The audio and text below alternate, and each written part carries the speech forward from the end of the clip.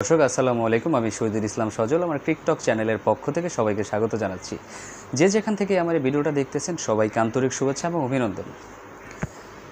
BCB সভাপতি নাজমুল হাসান পাপন, যাকে নিয়ে এক কথায় বিসিবি এখন উত্তাল। গতকালকেও বিসিবির সামনে সর্বসাধারণের একটা গণমিছিল ছিল, যারা সকলে চাইতেছিল যে নাজমুল হাসান পাপন অবসর গ্রহণ করুক। অবশেষে নাজমুল হাসান পাপন অবসর গ্রহণ করেছেন কিনা সেটা বলবো না, সেটা নিয়েও আমার কথা না।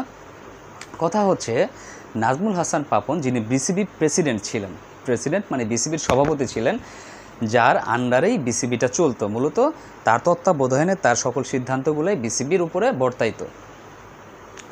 এখন কথা হচ্ছে, আমরা যখন কোনো কমিটি দেখি, কোনো একটা সংস্থা দেখি, সেই সংস্থাতে আপনার সভাপতি থাকে, সহসভাপতি থাকে, অনেকেই থাকেন। এখন কথা হচ্ছে, বিসিবির গঠনতন্ত্রেও কিন্তু একজন সভাপতির সাথে আরেকজন সহসভাপতি থাকার কথা ছিল, কিন্তু বিসিবিতে কিন্তু সেই সহসভাপতি নাই। কারণ সেই সহসভাপতি যদি থাকতো, অ্যাটলিস্ট এখন সামনে বের হয়ে আসতো, উন্মোচন হতো তার চেহারাটা। এতগুলা বছর চলে গেল, বিসিবিতে একজন সহসভাপতি ছিলেন না। ব্যাপারটা কি আসলে মানা যায়?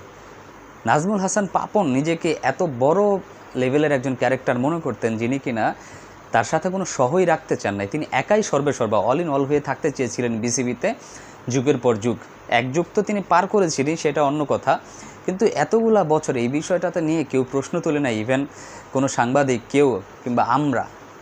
তো এখন যখন থলের বিড়ালগুলো আস্তে আস্তে বের হয়ে আসতেছে, গঠনতন্ত্রে সহসভাপতি থাকার সত্ত্বেও কেন বিসিবিতে ছিল না, সেটা বিসিবি নিজে ভালো করে বলতে পারবে। কিন্তু আমি বলতে চাই যে এটা মানুষকে ঠকানো হয়েছে। এটা যোগ্যতার যারা যোগ্য ছিলেন, সেই যোগ্য ব্যক্তিদেরকে বিচার করা হয় নাই।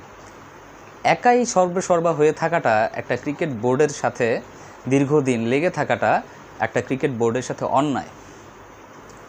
যাতে করে ওনার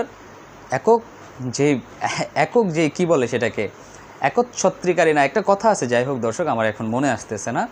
ওনার এই একক সিংহাসনটাতে অন্য কাউকে তিনি কখনোই ভাগ দিতে চাননি। একাই লুটেপুটে খেতে চেয়েছিলেন বিসিবিটা তো শেষ করেই ফেলছেন। 900 কোটি টাকার কত কোটি টাকা বেঁচে আছে সেটা আমি জানি না।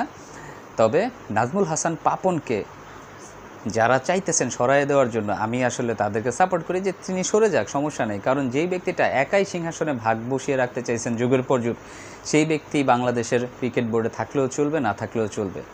নতুনদের হাতে ক্ষমতা আসুক, হয়তোবা নতুন সূর্য উন্মোচিত হবে বাংলাদেশ ক্রিকেট বোর্ডে।